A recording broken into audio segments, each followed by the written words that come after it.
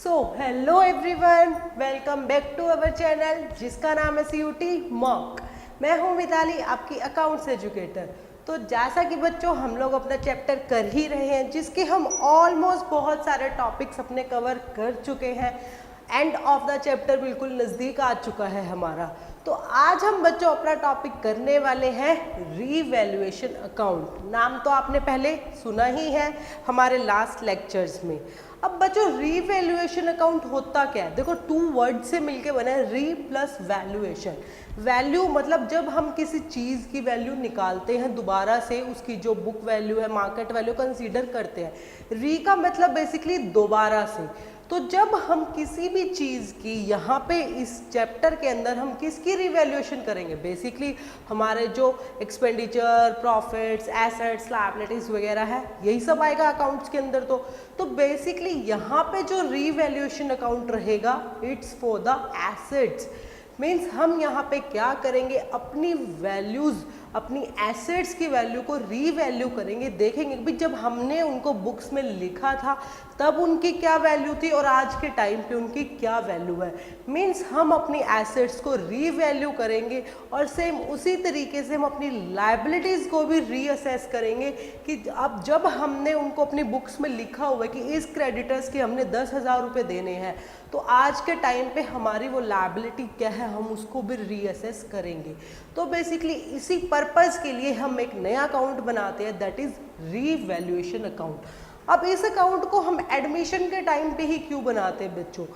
अब जो नया पार्टनर हमारी फर्म में आ रहा है, उससे पहले उसका फर्म के अकाउंट से कोई लेना देना नहीं था। तो वही वाली बात आ जाती है कि उसको कोई भी प्रॉफिट या कोई भी लॉस, मीन्स उसको कोई एडवांटेज ना ही कोई डिसएडवांटेज होनी चाहिए।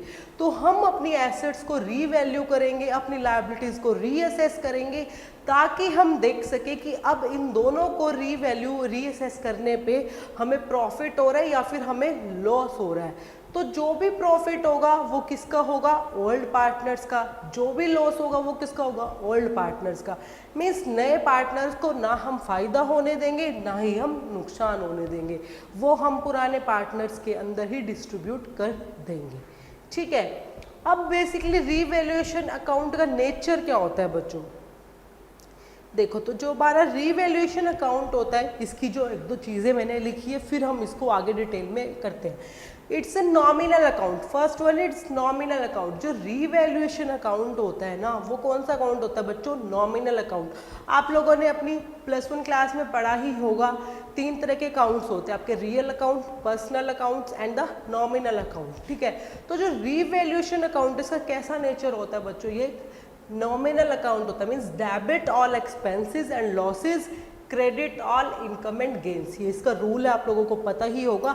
जितने भी लॉसेस है या फिर जितने भी एक्सपेंसेस है, सारे नॉमिनल अकाउंट के हम क्या करते हैं? डेबिट करते हैं। जितने भी प्रॉफिट है, जितने भी आपके गेन है, उसको हम क्या करते हैं बच्चों? क्रेडिट करते हैं।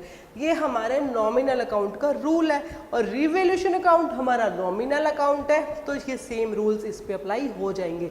मीन्स जितने भी हमें प्रॉफिट होंगे, जितने भी हमें गेन्स होंगे, उसको हम क्या कर देंगे? क्रेडिट कर देंगे।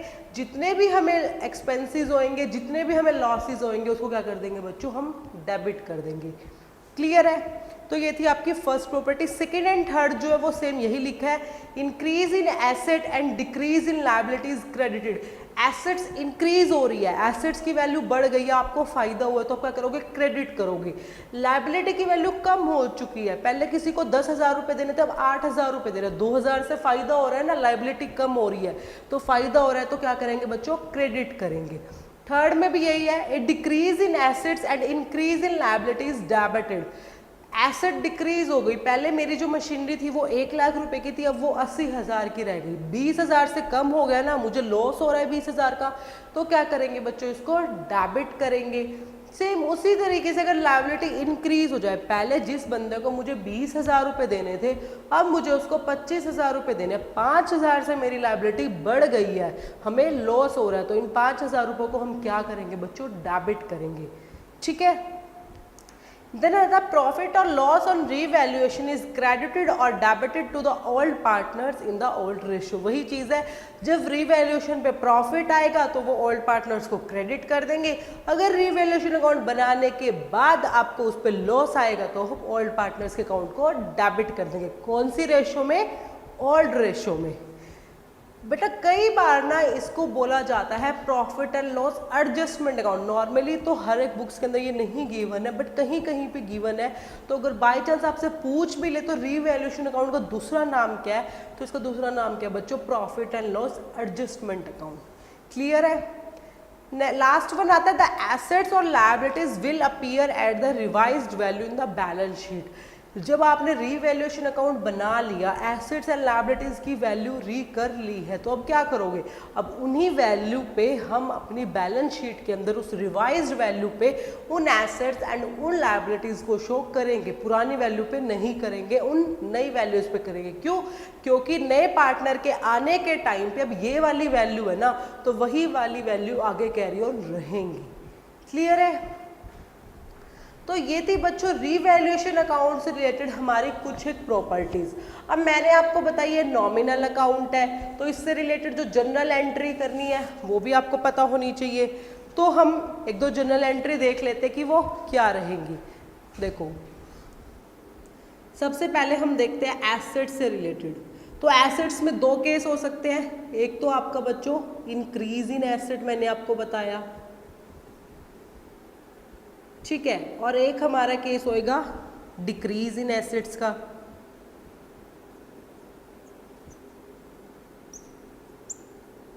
यही दो केस बन सकते हैं, या तो हमारी एसेट्स इंक्रीज हो सकती है या फिर हमारी एसेट्स क्या हो सकती है बच्चों? डिक्रीज हो सकती है। अब इस वाले केस में क्या होगा? मैंने अभी भी बताया एसेट्स इंक्रीज हो रही है, तो एसेट्स के अकाउंट को क्या कर देंगे? हम डेबिट कर देंगे, ठीक है। और टू रीवैल्यूएशन अकाउंट, ठीक है। अगर आपकी एसेट इंक्रीज हो रही है तो हमारी जनरल एंट्री क्या रहेगी? Asset account debit to revaluation account. जितनी भी अमाउंट से वो इंक्रीज हुई है वही वाली अमाउंट यहाँ आ जाएगी। लाइक अगर मेरा फर्नीचर है जो 20,000 रुपीज़ का, अब वो 25,000 रुपीज़ का हो चुका है, तो यहाँ पे 5 and 5,000 की वैल्यू आ जाएगी। Asset account debit 5,000 rupees to revaluation account 5,000। Clear है? अब अगर डिक्रीज हो जाती है एसेट तो बिल्कुल इसका रिवर्स हो जाएगा। Revaluation account debit to asset account, क्योंकि आपकी एसेट क्या हो चुकी है बच्चों? यहाँ पे डिक्रीज हो गई है, और डिक्रीज इन एसेट्स क्या होता है? हमेशा आपका क्रेडिट होता है। और रिवैल्यूएशन अकाउंट नॉमिनल अकाउंट होता है, उसके अकॉर्डिंगली अगर आपकी एसेट डिक्रीज हुई है, बेसिकली आपको लॉस हुआ है, तो रिवैल्यूएशन अकाउंट क्या करते हैं? डेबिट करते हैं। और जो आपका एसेट अकाउंट है, आपको पता ही होगा एसेट्स कौन से होते हैं? Real account. तो यहाँ पे अगर उसके अकॉर्डिंगली भी देखेंगे तो एसेट डिक्रीज होने पे उसको क्या करते हैं?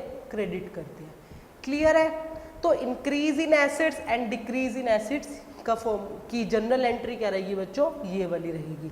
अब आ जाती है आपकी लायबिलिटीज की बात।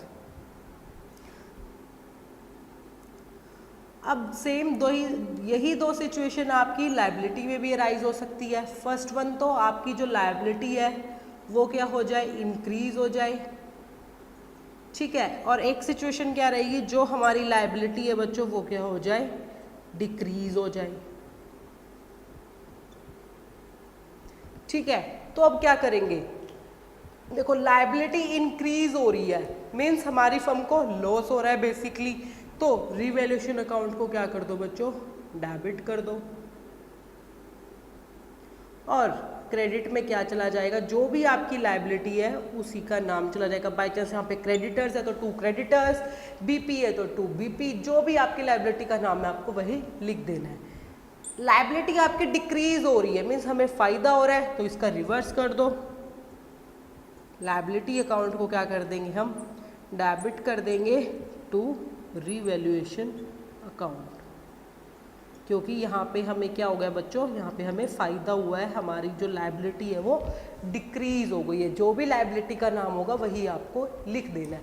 तो बेसिकली ये 4 जनरल एंट्री रहेगी, increase in assets, decrease in assets, increase in liability and decrease in liability. ठीक है, अब 1-2 जनरल एंट्री और देख लेते हैं वो क्या हो सकती है। अगर कोई भी रिवैल्यूएशन को लेके एक्सपेंसेस हुए हैं, उससे रिलेटेड अगर आपके पास आ जाता है कि फर्म को 2000 रुपये का रिवैल्यूएशन एक्सपेंसेस हुए हैं, तो आप उसकी क्या एंट्री करोगे। अब बेसिकली लॉस है ना, रिवैल्यूएशन अकाउंट की क्या थी, nominal account, debit all expenses and losses. तो रिवैल्यूएशन अकाउंट को क्या कर दिया हमने, डेबिट कर दिया अगर कोई एक्सपेंसेस है उससे रिलेटेड। 2, अगर फर्म पे कर रही है तो आप क्या कर दोगे बच्चों, 2 कैश अकाउंट कर दोगे। अगर पार्टनर पे कर रहा है तो उस पार्टनर्स के अकाउंट को हम क्रेडिट कर देंगे। ठीक है, revaluation account to cash and to partners capital account. Clear है।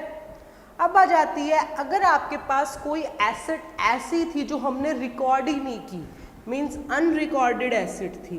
मैं कह रही हूँ एक इन्वेस्टमेंट थी 10,000 रुपये की जो हमें पता ही नहीं था, जब हमने रीवैल्यू किया तो हमें पता चला, मीन्स आज तक वो बुक में कहीं रिकॉर्ड नहीं थी। तो अब क्या करोगे, अब उसको रिकॉर्ड कर दोगे। तो 2 इन्वेस्टमेंट, तो इन्वेस्टमेंट अकाउंट को डेबिट करा और 2 रिवैल्यूएशन अकाउंट। ठीक है, जो एसेट रिकॉर्ड नहीं थी उसको मैंने क्या कर दिया बच्चों, रिकॉर्ड कर दिया।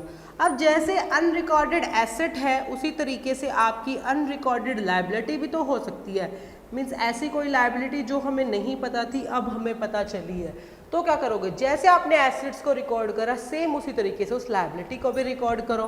तो रिवैल्यूएशन अकाउंट डेबिट टू जो भी आपकी उस अनरिकॉर्डेड लायबिलिटी का नाम है वही हम लिख देंगे यहाँ पे। लाइक अगर मैं यहाँ पे क्रेडिटर्स ले लेती हूँ तो आप क्या लिख दोगे, 2 क्रेडिटर्स। क्लियर है। तो ये कुछ एक जनरल एंट्री हमारे रिवैल्यूएशन के टाइम पे ऑलमोस्ट रहेंगी। Increase in assets, decrease in assets, increase in liability, decrease in liability. Expenses अगर रिवैल्यूएशन से रिलेटेड हो जाते हैं, कोई अनरिकॉर्डेड एसेट आपके पास है, कोई अनरिकॉर्डेड लायबिलिटी हमारे पास है, तो ये वाली जनरल एंट्री बच्चों हमारी रहती है रिवैल्यूएशन अकाउंट पे। अब इस जनरल एंट्री को लेके हम लोग क्या बना सकते हैं, अपना लेजर अकाउंट ओपन कर सकते हैं रिवैल्यूएशन का। वो तो आप बिल्कुल ईजी है, खुद से भी कर ही सकते हो, आपको पता ही है। अगर हम अपना रिवैल्यूएशन अकाउंट जैसे यहाँ बना के देख लेते हैं, अगर हम अपना रिवैल्यूएशन अकाउंट बनाएंगे तो क्या करना है आपको, वही 4 बार। ठीक है, यहाँ आपकी क्या रहेगी, फिगर रहेगी। ठीक है, अब यहाँ पे क्या आ जाएगा, जो जो आपके लॉसेस थे सारे डेबिट यहाँ कर दो, जो जो आपकी इनकम थी, जो जो आपके प्रॉफिट थे उसको क्रेडिट साइड डाल दो। तो यहाँ पे क्या आ जाएगा, इंक्रीज इन एसेट हमारा आ जाएगा जो भी आ रहा है, और डिक्रीज इन लायबिलिटी भी हमारे लिए फ़ायदा है तो हमारा वो आ जाएगा। जो अनरिकॉर्डेड एसेट थी वो भी कहाँ आएगी, इस तरफ आएगी हमारी, क्योंकि अब हमें गेन हो चुका है। सेम उसी तरीके से यहाँ पे क्या आएगा बच्चों, डिक्रीज इन एसेट क्योंकि वो हमें लॉस हुआ है। इंक्रीज इन लायबिलिटी वाली जो फिगर थी वो भी यहाँ आएगी क्योंकि हमें लॉस हुआ है। अगर वो जो रिवैल्यूएशन से रिलेटेड एक्सपेंसेस थे वो भी यहाँ लिखे जाएंगे। ठीक है, उसके बाद क्या आएगा, जो आपकी अनरिकॉर्डेड लायबिलिटी थी वो यहाँ आ जाएगी। ठीक है, जब आप ये सारी फिगर लिख दोगे तो आपके पास क्या होगा, आइदर प्रॉफिट और आइदर लॉस, या तो रिवैल्यूएशन अकाउंट में प्रॉफिट होएगा या फिर रिवैल्यूएशन अकाउंट में क्या होएगा बच्चों, लॉस होएगा। तो उसी तरीके से अगर प्रॉफिट होगा तो आपको पता ही है वो डेबिट साइड निकल के आ जाएगा। जब आप इन दोनों को बैलेंस करोगे, अगर आपकी ये वाली साइड एक्सेस होगी क्रेडिट साइड तो डेबिट साइड प्रॉफिट निकल के आ जाएगा, या फिर आपका क्रेडिट साइड लॉस निकल के आ जाएगा। और इस लॉस और प्रॉफिट को हम क्या करेंगे, ओल्ड पार्टनर्स में उनकी ओल्ड रेशो में डिस्ट्रीब्यूट कर देंगे। ठीक है, चाहे प्रॉफिट हो चाहे लॉस हो, किसको करेंगे, ओल्ड पार्टनर्स को उनकी ओल्ड रेशो में हम डिस्ट्रीब्यूट बच्चों कर देंगे। तो ये था बच्चों हमारा रीवैल्यूएशन अकाउंट। जब हम एडमिशन के टाइम पे अपनी एसेट्स और लायबिलिटीज को रीवैल्यू कर लेते हैं तो ये जनरल एंट्री रहेगी और इन्हीं को लेके आप डायरेक्ट अकाउंट भी बना सकते हो। वहाँ से जो भी प्रॉफिट और लॉस आएगा वो हम क्या करेंगे, पार्टनर्स में डिस्ट्रीब्यूट कर देंगे। अब अगर मैं यहाँ से प्रॉफिट एंड लॉस को डिस्ट्रीब्यूट करने की भी एंट्री करती हूँ तो आपको पता ही है, बिल्कुल ईजी है। क्या करेंगे, revaluation account to old partners account. किसकी एंट्री बनेगी, ये प्रॉफिट की या लॉस की, पार्टनर्स की कैपिटल अकाउंट क्रेडिट हो रहे हैं तो ये हमने प्रॉफिट डिस्ट्रीब्यूट कर दिया। और इसी को अगर हम रिवर्स कर देंगे तो वो क्या हो जाएगी, हमारी लॉस डिस्ट्रीब्यूशन की एंट्री। तो old partners account debit to revaluation account. Clear है। तो अब हम इसी रीवैल्यूएशन अकाउंट को बच्चों एक एग्जाम्पल के थ्रू भी कर लेते हैं। ठीक है, मैंने कुछ एंट्रीज लिखी हैं, हम उनको करके देखेंगे। ठीक है, तो चलिए देखते हैं अपने उस एग्जाम्पल को।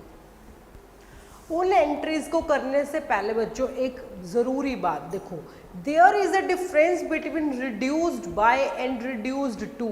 अगर आपको क्वेश्चन में ये दो वर्ड गिवन होंगे, कई बार एसेट्स के साथ कई बार लायबिलिटीज के साथ, like investments are reduced by, investment are reduced to, तो इट्स बाय एंड टू में बहुत सारा डिफरेंस आपका आ जाएगा।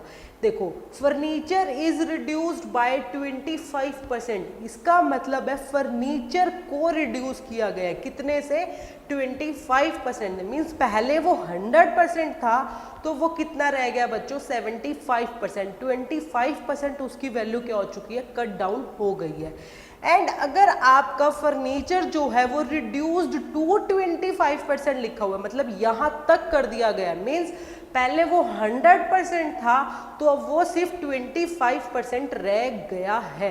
75% हमने कट डाउन कर दी है फर्नीचर की वैल्यू।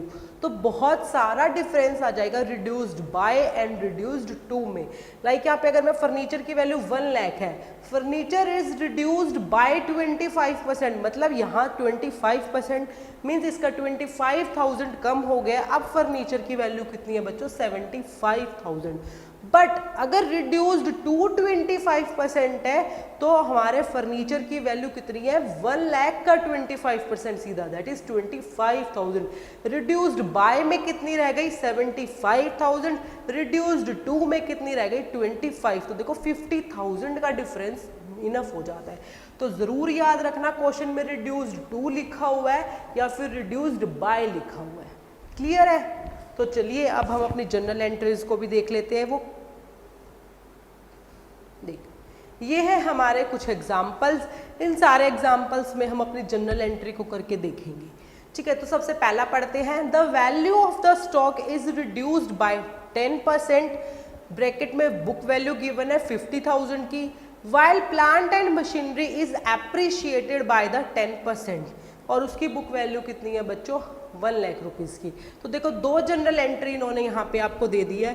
तो सबसे पहली जनरल एंट्री वो आपको क्या बोल रहा है, जो आपका स्टॉक है वो रिड्यूस हो गया है, मीन्स आपको नुकसान हुआ है, तो आप क्या करोगे, रीवैल्यूएशन अकाउंट को हम क्या करेंगे बच्चों, अपना डेबिट करेंगे। और टू स्टॉक, देखो कितने से बोल रहे हैं, रिड्यूस्ड बाय 10%, मीन्स जो हमारी बुक वैल्यू है 50,000, इसका 10% कितना हुआ बच्चों, 5,000। तो हमारा रीवैल्यूएशन अकाउंट यहाँ पे क्या हो जाएगा, 5,000, debit to stock account 5,000। Clear है। इसी के अंदर जो हमारी सेकेंड एंट्री दे रखी है, plant and machinery is appreciated, means जो आपका प्लांट है और जो हमारी मशीनरी है उसकी वैल्यू बढ़ गई है, तो इसको हम क्या कर देंगे बच्चों, डेबिट कर देंगे। कितने से बढ़ी है, 10%। 1 लाख का 10% कितना होता है, 10,000 रुपीज़, टू रीवैल्यूएशन अकाउंट, कितने से, 10,000 रुपीज़ से। ठीक है, ये तो हो गई हमारी फर्स्ट के अंदर जो दो पोर्शन थे। अब चलते अपने नेक्स्ट पे, जो हमारी सेकंड है वो क्या दे रखी है, फर्नीचर इज रीवैल्यूड एट ₹9,000 और बुक वैल्यू कितनी है, ब्रैकेट में 10,000। उसने आपको एज इट इज फिगर दे दी, भाई पहले हमारा फर्नीचर 10,000 रुपये का था, आज हमारा फर्नीचर 9,000 रुपये का है। तो आप इसकी बिल्कुल सिंपल सी एंट्री कर दोगे सीधा, देखो मैं यहाँ पे कर रही हूँ थर्ड एंट्री हमारी क्या रहेगी, फर्नीचर आपका कम हो गया है तो रीवैल्यूएशन अकाउंट को हम क्या करेंगे बच्चों, डेबिट कर देंगे कितने से, 3000 रुपीज से, टू क्या है फर्नीचर 1000 रुपीज से, कितने से ये 1000 रुपीज से, क्योंकि पहले 10,000 था अब 9,000, कितनी वैल्यू घटी है बच्चों 1,000, तो revaluation account debit to furniture account 1000 rupees. ठीक है, अब देखते हैं हमारी फोर्थ एंट्री क्या है। फोर्थ में बच्चों बोल रहे हैं a provision for doubtful debts is to be created on the sundry debtors, bracket में डेटर्स की वैल्यू गिवन है कितनी 12,000 rupees at the rate 5% and 2,000 is to be provided for the electricity bill. यही यहाँ पे दो एंट्रीज ने include दे रखे। सबसे पहले बोल रहे हैं कि जो डेटर्स है उस पर हम 5% का प्रोविजन बना रहे हैं, तो आपको वो बना देना है। अब अगर आप प्रोविजन बना रहे हो बेसिकली आपके डेटर्स कम हो रहे हैं या फिर आपकी लायबिलिटी अराइज हो रही है, तो रीवैल्यूएशन अकाउंट और sundry debtors provision for doubtful debts को ले लो तो लायबिलिटी इंक्रीज हो रही है, तो हमारा क्या हो गया, रीवैल्यूएशन अकाउंट को आप डेबिट कर दो to provision for doubtful debts, to debts में शॉर्ट में लिख रही हूँ। ठीक है, कितना रहेगा 12,000 पे, जब आप उसको 5% निकालोगे तो इट विल बी बच्चों 600 ही आएगा ना, हाँ जी इट्स 600। क्लियर है। अब इसी के अंदर सेकेंड लाइन बोल रहा है कि 2,000 is to be provided for the electricity bill, electricity bill के लिए 2,000 रुपये पे करने हैं, तो आउटस्टैंडिंग लायबिलिटी आ गई अभी इलेक्ट्रिसिटी बिल, तो अब उसको कर दो, तो सेम रहेगी रीवैल्यूएशन अकाउंट डेबिट कितने से बच्चों 2,000 रुपीज से टू आउटस्टैंडिंग इलेक्ट्रिसिटी बिल कितने का है 2,000 रुपीज का। क्लियर है। अब चलते हैं नेक्स्ट पे, investment worth of ₹10,000 not mention in the balance sheet is to be taken into account. वही क्या आ गई, अनरिकॉर्डेड एसेट हमारी आ चुकी है। भाई हमारी जो इन्वेस्टमेंट है 10,000 रुपये की, आज तक वो बैलेंस शीट में मेंशन नहीं थी, तो अब उसको क्या करोगे आप मेंशन कर दोगे। अगर हम उसे मेंशन करना होगा तो एसेट इंक्रीज हो चुकी है आपकी, तो क्या करोगे इन्वेस्टमेंट अकाउंट डेबिट कितने की हुई है 10,000 रुपये की टू रीवैल्यूएशन अकाउंट कितने का बच्चों 10,000 रुपये का।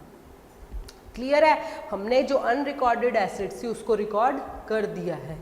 अब चलते अपनी नेक्स्ट पे, a creditor of ₹1,000 is not likely to claim his money and is to be written off. Means हमारा एक क्रेडिटर था 1,000 रुपये का, वो अब क्लेम नहीं कर रहा, मीन्स हमने उसको रिटर्न ऑफ कर दिया। मीन्स जिसको हमने पहले 1,000 रुपये देने थे वो 1,000 रुपये नहीं ले रहा, तो आपको फायदा हो चुका है। तो अब आपको फायदा हो चुका है तो उसकी एंट्री कर दो बच्चों। क्या करेंगे, जो आपका क्रेडिटर्स था मीन्स आपकी जो लाइबिलिटी है वो क्या हो चुकी है, डिक्रीज हो गई है 1,000 से, तो टू रीवैल्यूएशन अकाउंट 1,000। क्लियर है। चलते हैं नेक्स्ट पे, स्टॉक इज रिड्यूस्ड टू 80%। देखो जो हमने पहली एंट्री की थी स्टॉक की, यहाँ पे था स्टॉक जो है उसकी वैल्यू क्या हो चुकी है बच्चों, उसकी एक वैल्यू थी 50,000 रुपये की, वो हमारा रिड्यूस्ड हुआ था। यहाँ पे मैंने जस्ट एग्जांपल लिया है, ठीक है, तो रिड्यूस्ड बाय 10% था। यहाँ पे इसने बोला कि रिड्यूस्ड टू 80%, मीन्स अब वो कहाँ तक चला गया है, पहले अगर वो 100% था तो वो 80% रह गया है। तो 50,000 का 80% दैट इज 40,000, मीन्स 10,000 का डिक्रीज हमारी स्टॉक में आ गया है। तो इसकी एंट्री मैं यहाँ पे कर रही हूँ, इसकी एंट्री हमारी क्या रहेगी, स्टॉक रिड्यूस हो चुका है ना, तो रीवैल्यूएशन अकाउंट कितने से बच्चों 10,000 से to stock that is 10,000। Clear है। यहाँ पे देखो सिर्फ 5,000 रुपये का फर्क पड़ा था क्योंकि 10% से रिड्यूस हुआ था, यहाँ पे 20% से रिड्यूस हुआ, बट उसने उसको लिखा घुमा फिरा के कैसे कि वो रिड्यूस टू 80% की, वो अब 80% तक वो रह गया और ब्रैकेट में बुक वैल्यू दे दी थी। तो आपको reduced to and reduced by को अच्छे से पकड़ना है और फिर उसको करना है, ठीक है। लास्ट एंट्री हमारी आ जाता है, revaluation expenses of ₹4,000 paid by the partner.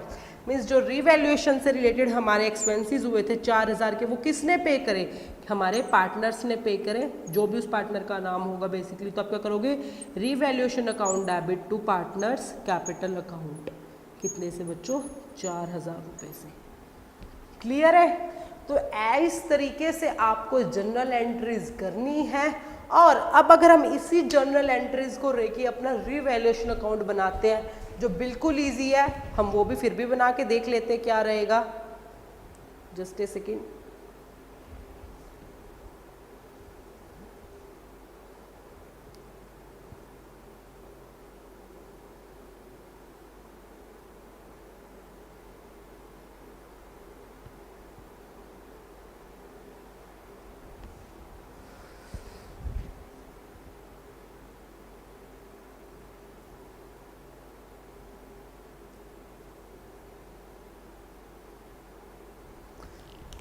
तो देखो, अगर हम यहाँ पे रीवैल्यूएशन अकाउंट बनाते हैं तो वो कैसे बनेगा, आपको पता ही है। जो भी डेबिट क्रेडिट हुए हैं सिर्फ आपको उनको लिखना है। तो देखो, अगर मैं यहीं पे रीवैल्यूएशन अकाउंट बना देती हूँ, यहाँ पे हमारे आ गए बच्चों पर्टिकुलर्स, ठीक है, यहाँ हमारी अमाउंट, यहाँ पर्टिकुलर्स और यहाँ फिर से हमारी अमाउंट, ठीक है। अब आपको क्या बनाना है, फर्स्ट वाले ट्रांजेक्शन को उठाओ, रीवैल्यूएशन अकाउंट टू स्टॉक। तो यहाँ पे आ गया हमारा टू स्टॉक, कितने से बच्चों, 5000 रुपीज से। नेक्स्ट आता था plant and machinery to revaluation account, तो यहाँ पे इंक्रीज हुई थी तो बाय हमारा प्लांट एंड मशीनरी, कितने से बच्चों, 10,000 रुपये से। देन ये है रीवैल्यूएशन अकाउंट टू स्टॉक, यहाँ पे भी आपका स्टॉक डिक्रीज हुआ था, कितने से, 10,000 रुपीज से।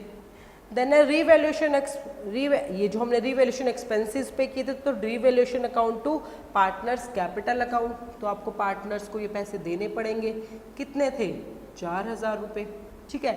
यहाँ था रीवैल्यूएशन अकाउंट टू फर्नीचर, आपकी फर्नीचर की वैल्यू भी रिड्यूस हुई थी, कितने से, 1,000 रुपये से।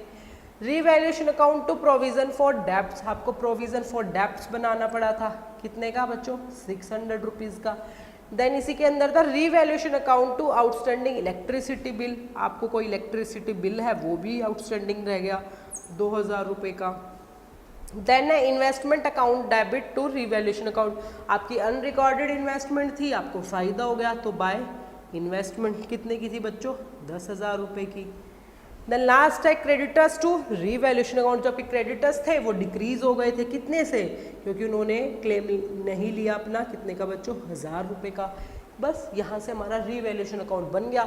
अब अगर यहाँ से प्रॉफिट एंड लॉस निकाल सकते हैं, आपको क्या करना है, दोनों साइड को बैलेंस करना है। तो आप यहाँ से देख ही सकते हो, हमें निकल के आएगा बच्चों, देखो 5,000 एंड 10,000 कितना होगा, 15, 15 एंड 4 दैट इज 19 प्लस 1,000 20, 22 600,